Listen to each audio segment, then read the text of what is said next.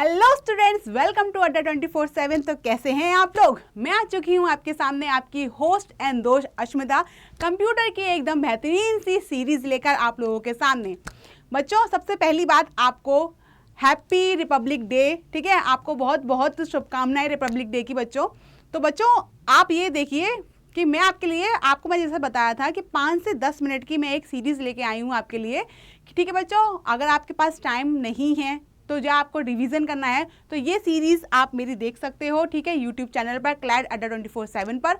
तो बच्चों चलिए आज हम पढ़ते हैं स्टोरेज डिवाइस क्या होती हैं। ठीक है बच्चों, अब बच्चे देखिए स्टोरेज डिवाइस क्या होती हैं। यहाँ पे हम अपना डेटा को क्या करते हैं बच्चों, स्टोर करके रखते हैं। ठीक है, अपने डेटा को क्या करते हैं, स्टोर करके रखते हैं। जो स्टोरेज हमारी क्या हो सकती है, हार्ड डिस्क भी हो सकती है, पेन ड्राइव भी हो सकती है ना, फ्लॉपी डिस्क भी हो सकती है। पहले के टाइम पे क्या था बच्चों, फ्लॉपी डिस्क हुआ करती थी। ठीक है, तो वो क्या करते थे बच्चों, उस टाइम पे ना बहुत स्टोरेज जो था बहुत ही ज़्यादा कम था। ठीक है, लेकिन चीज़ें मैंने आपको बताया ना, हर बार मैं आपसे यही कहती हूँ, जैसे जैसे टेक्नोलॉजी बढ़ती चली जाती है तो हमारे फीचर्स भी बढ़ते चले जाते हैं और भी चीज़ें हमारी एनहांस होती चली जाती हैं।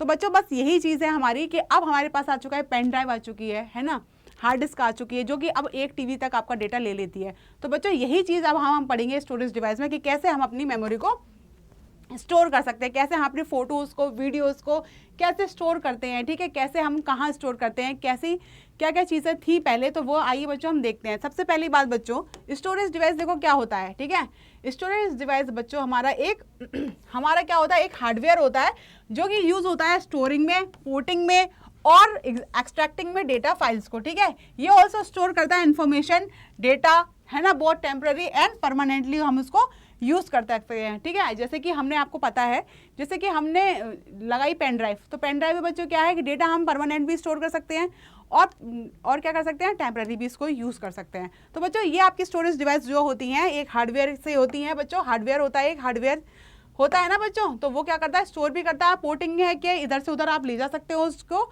डिवाइसेस को, और एक्सट्रैक्ट करता है, जितनी भी फाइल होती हैं वो हम वहाँ पे स्टोर कर सकते हैं। तो ये सब चीज़ें बच्चों आपकी आती हैं स्टोरिंग डिवाइस में। तो चलिए एग्जाम्पल के साथ अभी इसको और देखते हैं। देखो बच्चों, मेमोरी जो होती है बच्चों मेमोरी में बच्चों क्या होता है, देखिए पहले आप कलर चेंज कर लेते हैं। मेमोरी है बच्चों, मेमोरी हमारी क्या है, दो टाइप्स की होती है। सबसे पहले होती है हमारी प्राइमरी मेमोरी, दूसरी हमारी होती है सेकेंडरी मेमोरी। ठीक है, प्राइमरी मेमोरी जो बच्चों होती है वो क्या होती है, हमारी मेन मेमोरी होती है। ठीक है, क्या होती है, मेन मेमोरी होती है।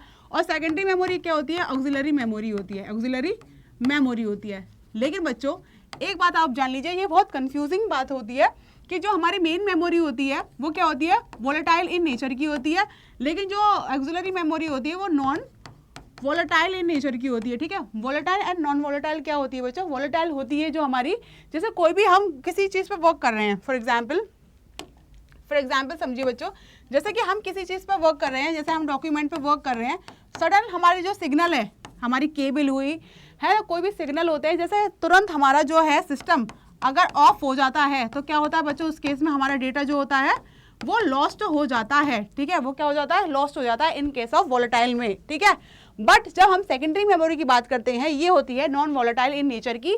इसका मतलब होता है कि जब भी हम कोई भी डॉक्यूमेंट पे वर्क करते हैं, अगर केबल हमारा ऑफ हो जाता है या कोई भी हमारा सिग्नल जगह से कट जाता है काम करते करते, तो उस चीज़ में हमारा डेटा लॉस्ट नहीं होगा, उसे कहते हैं नॉन वोलेटाइल इन नेचर। ठीक है बच्चों, तो आपको ये क्लियर हो चुका होगा। ठीक है बच्चों, नेक्स्ट देखते हैं जो हमारी होती है प्राइमरी मेमोरी और नेक्स्ट होती है सेकेंडरी मेमोरी। प्राइमरी मेमोरी बच्चों हमारी टू टाइप्स की होती है, एक तो होती है कैशे मेमोरी, एक होती है आपकी मेन मेमोरी। मेन मेमोरी में बच्चों आपकी क्या होती है, रैम और रोम होती है।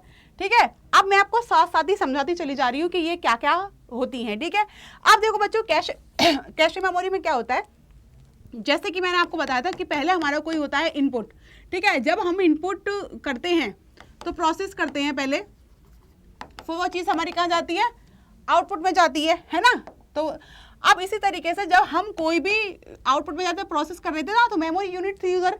ठीक है, इसी तरीके से जब हम कोई भी पेज पर वर्क कर रहे हैं बच्चों, तो जो हमारा CPU है, ठीक है, CPU है, तो वो क्या कर रहा है, वो होल्ड पे है। क्या है, होल्ड पे है। तो जो भी हम कोई भी प्रोसेस करते हैं, कोई भी वर्क करते हैं, कोई भी डॉक्यूमेंट पे वर्क करते हैं, तो हमारा प्रोसेस क्या है बच्चों, होल्ड पे हो जाता है, क्योंकि उसे नहीं पता कि इसके पास हमारी क्या है, स्टैटिक रैम है या डायनेमिक रैम है। तो इस केस में जो हमारी स्पीड होती है सिस्टम की वो क्या हो जाती है, लो। तो इस चीज़ को हमें दूर करने के लिए यहाँ पे हमें बीच में क्या लगाना पड़ता है, एक कैशे मेमोरी का यूज़ करते हैं हम यहाँ पे कैशे मेमोरी का। तो बच्चों जिससे कि आपकी जो स्पीड होती है मेमोरी की वो आपकी क्या हो जाती है, बढ़ जाती है। तो इसलिए हम कैशे मेमोरी का बच्चों यहाँ पे क्या करते हैं, यूज़ करते हैं। अब आती है मेन मेमोरी। क्या होती है मेन मेमोरी? आपकी वो मेमोरी होती है जो प्राइमरी मेमोरी कह सकते हैं आप, उसी का पार्ट है मेन मेमोरी, जो क्या है आपकी एकदम टेम्पररी जो यूज में होती है, ठीक है, जिसके दो पार्ट होते हैं, रैंडम एक्सेस मेमोरी और रोम, ठीक है। रैम क्या होती है बच्चों, पहले तो आप फुल फॉर्म याद कर लीजिएगा, रैंडम एक्सेस मेमोरी, ठीक है। रैंडम एक्सेस मेमोरी में बच्चों क्या होता है कि आप कोई भी चीज़ आप रैंडमली उसको यूज़ कर सकते हैं, ठीक है, कोई भी चीज़ आप रैंडमली उसको यूज़ कर सकते हैं। अब बच्चों उसमें क्या होती है, दो तरीके की होती है, स्टैटिक और डायनेमिक। इसको हम बोलते हैं एस रैम, ठीक है, यहाँ हम बोलते हैं डी रैम, ठीक है। एस रैम में बच्चों क्या होती है कि आपको रिफ्रेश करने की ज़रूरत नहीं पड़ती। जब कोई भी आप पेज पे अगर वर्क कर रहे हो तो उस पेज को रिफ्रेश करने की ज़रूरत नहीं पड़ती आपको बार बार। But in case of dynamic में बच्चों जब आप किसी पेज पे वर्क करते हो तो आपको रिफ्रेश करना पड़ता है, क्योंकि आपके प्रोसेसर के पास जो वो होता है ना, जो होल्ड पे रहता है, जब आप रिफ्रेश करोगे तब आपको प्रोसेसर क्या होगा, वर्क करेगा। ये होती है आपकी डायनेमिक मेमोरी और ये होती है आपकी स्टैटिक मेमोरी। इसमें रिफ्रेश की ज़रूरत नहीं पड़ती है। तो क्योंकि इसलिए यहाँ पे हम क्या होता है, इस मेमोरी हमें कैशे मेमोरी का यूज करते हैं और ये डी रैम से क्या होती है, मोस्ट एक्सपेंसिव होती है एस रैम, ठीक है बच्चों। अब देखिए रोम क्या होता है, रीड ओनली मेमोरी। इसको क्या बोलते हैं, रीड ओनली मेमोरी। इस मेमोरी में क्या कर सकते हैं, हम अपनी मेमोरी को सिर्फ रीड ही करते हैं, ठीक है, इसमें राइट नहीं कर सकते हैं, ठीक है, लिख नहीं सकते हैं, सिर्फ रीड कर सकते हैं। इसके पार्ट्स होते हैं जैसे कि आपका पी रोम हो गया, P for stand for programmable, program, ये होता है बच्चों प्रोग्रामेबल रीड ओनली मेमोरी, ठीक है, प्रोग्रामेबल रीड ओनली मेमोरी। जैसे कि आपने देखा होगा जब भी आपका सिस्टम जब ओपन होता है तो बहुत सारे एक ब्लैक की कलर की आपके पास स्क्रीन आती है, तो बहुत सारे बच्चों क्या होता है, कॉन्फ़िगरेशन आपको लिखा आता है, हार्डवेयर सॉफ्टवेयर में बहुत सी चीज़ें आपकी लिखी हुई आती है। तो उस केस में बच्चों क्या होता है कि आपका जो रैम है वो रीडेबल है, उसमें आप क्या कर सकते हो, कोई राइट नहीं कर सकते। कुछ लिख सकते हो आप, नहीं लिख सकते। एक बार आपने अपनी रैम को आपने अपनी रोम को एक बार लिखवा लिया तो उसके बाद उसको क्या कर सकते हो, रीराइट नहीं कर सकते। तो इसी चीज़ को दूर करने के लिए हमारे पास आई एक इरेजेबल ई रोम, जिसका मतलब है erasable programmable read only memory. इसमें क्या हुआ बच्चों कि जो भी आपका प्रोग्राम था उसको एक बार हटाने के लिए, कि कुछ चीज़ें ऐसी होती है कि हमने एक बार लिख दी, हमें नहीं पसंद आ रही, तो हमने क्या किया, उस रोम को दोबारा से क्या किया, प्रोग्राम किया। तो वो प्रोग्राम करने के लिए बच्चों हमारे पास क्या आया कि erasable programmable read only memory. तो इसमें क्या होता है, इसमें यूवी लाइट का एक्सप्लोरर होता था, कि इसमें यूवी लाइट आती थी जो कि बहुत एक्सपेंसिव थी, ठीक है, अब हर कोई इसको यूज़ नहीं कर सकता, ठीक है, अल्ट्रावायलेट लाइट का। तो अब इसी चीज़ को करने के लिए और चीज़ें एनहांस हुई। मैंने बोला ना जैसे टेक्नोलॉजी एनहांस होती है तो फीचर्स भी और एनहांस होते चले जाते हैं। सिमिलरली आपका डबल ई रोम आया। डबल ई रोम क्या होता है, electrically erasable programmable read only memory. तो ठीक है बच्चों, इसमें क्या होता है कि जब इरेजेबल आई तो आपकी क्या हुई, तो यूवी रे से काम होने लगा। लेकिन जब आपकी इलेक्ट्रिकली आई तो ये चीज़ आपकी क्या हुई, इलेक्ट्रिकल सिग्नल आपके पास गए तो आपके इलेक्ट्रिकल पल्स से चीज़ें क्या होने लगी, चीज़ें वहाँ से हटने लगी। ये आपका मतलब जो रोम था वो क्लियर हो गई, उसके बाद आप उसमें रीराइट कर सकते हैं, ठीक है। एक बार रोम का डेटा हट गया तो उस चीज़ को आप रीराइट कर सकते हैं। ये चीज़ आपकी थोड़ी कम एक्सपेंसिव थी एज़ कम्पेयर टू ईपी रोम से, ठीक है बच्चों, इतना आपको क्लियर हो गया। अब हमने बात करनी है, ठीक है, अब हम बात करते हैं बच्चों, नेक्स्ट हम बात करते हैं सेकेंडरी मेमोरी की। तो आपकी जो प्राइमरी मेमोरी थी बच्चों वो क्लियर हुई। अब हमने बात करनी है सेकेंडरी मेमोरी की। सेकेंडरी मेमोरी बताओ बच्चों क्या होती है, मैंने बताया था ऑक्सिलरी मेमोरी होती है, ठीक है। इसमें क्या होती है, ये नॉन वोलेटाइल इन नेचर की होती है, और ये तीसरी बात क्या होती है, परमानेंट होती है। इतना क्लियर हो गया। अब देखो इसमें क्या यूज होता है, ये होती है आपकी मैग्नेटिक टैप होती है, ठीक है। मैग्नेटिक टैप क्या होती है बच्चों, ये एक इलेक्ट्रॉनिक एक ये मैग्नेटिक टैप है, आपने देखा होगा जिस तरीके से आपका ये होता है ना, पहले के ज़माने में क्या आपने देखा होगा कि पहले के टाइम पे आपने देखा होगा कि पीके मूवी में एक वो रेडियो लेके घूमता है, उसमें जो कैसेट्स लगाते हैं ना, तो वो सब चीज़ें आपकी होती हैं, यूज़ होती है मैग्नेटिक टैब में। अब आती है मैग्नेटिक डिस्क की बात करते हैं, तो डिस्क में होती है HDD हार्ड डिस्क ड्राइव और फ्लॉपी डिस्क ड्राइव, ठीक है। हार्ड डिस्क में क्या होती है कि अब जो हार्ड डिस्क है बच्चों आपकी 1 TB तक आपकी यूज़ होने लगी है, ठीक है। अब फ्लॉपी डिस्क पहले के टाइम पे यूज़ होती थी, जो कि जो डेटा को स्टोर करती थी, MB के फॉर्म में डेटा को स्टोर करती थी, ठीक है। ठीक है बच्चों, अब इसके बाद हम आते हैं ऑप्टिकल डिवाइस पे। ऑप्टिकल डिवाइस में क्या होता है बच्चों, एक होती है आपकी CD, ठीक है। CD क्या होती है, आपकी कॉम्पैक्ट डिस्क होती है। इसमें क्या था कि जो भी इसका स्टोरेज था बच्चों, ये भी बहुत कम था, इसका स्टोरेज क्या था, बहुत कम था, ठीक है। फिर आई DVD। DVD का आपका फुल फॉर्म हुआ डिजिटल वर्सेटाइल डिस्क हुआ, ठीक है। ये क्या हुई, इससे CD से ज़्यादा इसका स्टोरेज था, ये आगे भी और पीछे भी दोनों साइड से क्या हो रही थी, स्टोरेज कर रही थी। अब बच्चों DVD की बात हुई, अब इससे ज़्यादा और आगे आए हैं तो ब्लू रे डिस्क आ गई, ठीक है। ये इससे 5 गुना 5 टाइम्स मोर इसमें हम डेटा को क्या कर सकते हैं, रख सकते हैं, ठीक है। अब आई HDV की बात आई। HDV क्या होती है, होलोग्राफिक वर्सेटाइल डिस्क हो गई है, ठीक है। ये भी बहुत सारा डेटा को एक्सेप्ट करती है, ये इससे भी ब्लू रे से भी ज़्यादा डेटा को क्या करती है, स्टोर करके रखती है। तो ये सब चीज़ें आ गई ऑप्टिकल डिस्क में। ये भी एक CD की तरह ही दिखती है, लेकिन ये क्या होता है, ये थोड़ी सी शाइनिंग करती है, ये थोड़ी सी हल्की सी ब्लैकिश टाइप में आ जाती है। और ब्लू रे वाली जो आती है ना बच्चों, वो ब्लू कलर की ही होती है, बिल्कुल ब्लू कलर की शाइनिंग करती है। और HDV आई है जो क्या होती है बच्चों, गोल्डन कलर की होती है, बिल्कुल गोल्डन कलर में उसका कलर जो होता है गोल्डन कलर में होता है। अब आती है आपकी फ्लैश मेमोरी में। क्या होता है फ्लैश मेमोरी में बच्चों, ये क्या होता है, ये जो डिवाइसेस होती हैं आपकी, जैसे कि मेमोरी कार्ड हुआ, ठीक है, और क्या हुआ, पेन ड्राइव हुआ। मेमोरी कार्ड क्या हुआ बच्चों, जैसे कि आपकी USB होती है ना, USB पोर्ट्स होते हैं, जैसे कि आपके लैपटॉप में हुआ USB पोर्ट हुए, ठीक है, लैपटॉप में।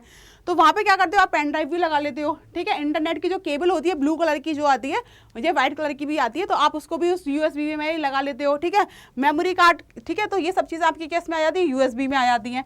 अब बच्चों मेमोरी कार्ड की बात आई, मेमोरी कार्ड की बात आई, जैसे कि हम शादी वगैरह में आते हैं तो जितने भी फोटोग्राफर्स आते हैं वो अपना कैमरा लेके आते हैं, तो बच्चों वो क्या यूज़ करते हैं, वो उस टाइम पे क्या यूज़ करते हैं, मेमोरी कार्ड का यूज़ करते हैं कि एक अगर फिल हो जाता है फिर दूसरा लगाते हैं, फिर तीसरा लगाते हैं। आपने इस तरीके से उन लोगों को देखा होगा, ठीक है।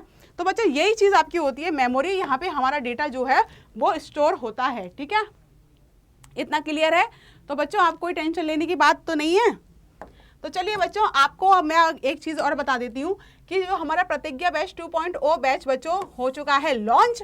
तो बच्चों बिल्कुल टेंशन लेने की ज़रूरत नहीं है। अगर आप और डीप में पढ़ना चाहते हो और आपको डीप में पढ़ना है, बहुत अच्छी तरीके से पढ़ना चाहते हो, क्योंकि मार्च में आपका एग्जाम आ चुका है, अब आपके पास बिल्कुल भी टाइम नहीं है कि आप इधर जाके पढ़ो, उधर जाके पढ़ो, उधर जाके पढ़ो। आपको बस चाहिए एक फोकस, एक कंसंट्रेशन चाहिए कि एक जगह पे रह के आप सब चीज़ों को पढ़ सकें, है ना। तो बच्चों इसलिए ही हम लोगों ने आपके लिए सोच के हम लोग लेके आए एक प्रतिज्ञा 2.0 बैच। तो ये क्लासेस लगी हैं बच्चों 22 जनवरी से। तो अभी भी आपकी कोई क्लास नहीं छूटी है, तो ये बात आप ध्यान रख लीजिए।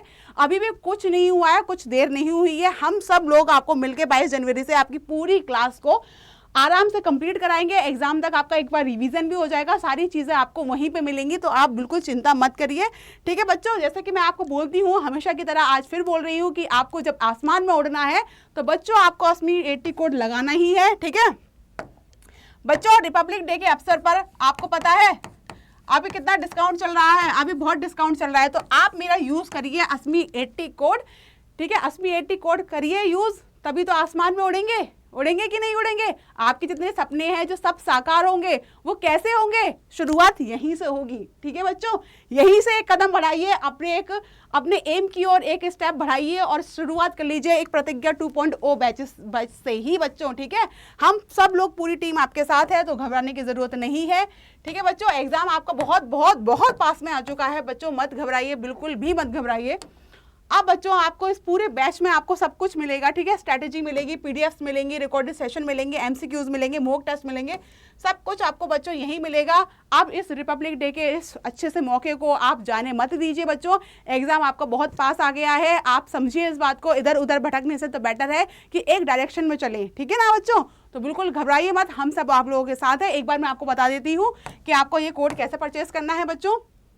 आप गूगल क्रोम पे जाएंगे, इसके बाद आप ओपन करेंगे अड्डा 24/7 वाली साइट, पहली वाली हाइपरलिंक पे आप क्लिक करेंगे। फिर इसके बाद आप क्या करेंगे बच्चों, पहले वाले लिंक पे क्लिक करने के बाद UG/PG पे आप क्लिक करेंगे, फिर आप करेंगे लॉ एंट्रेंस एग्जाम पर, फिर CUET LLB पर करेंगे, ठीक है। अब देखो बच्चों, ये आपका CUET PG प्रतिज्ञा बैच जो चल रहा था, इसमें बच्चों की बहुत सारे बच्चों ने एडमिशन ले लिया था, सीट फुल हो गई थी। अब हमने आप लोगों के लिए आपकी डिमांड पर एक नया बैच निकाला है प्रतिज्ञा 2.0। तो बच्चों अभी देरी नहीं हुई है, अभी ये बस सेशन स्टार्ट ही हुआ है।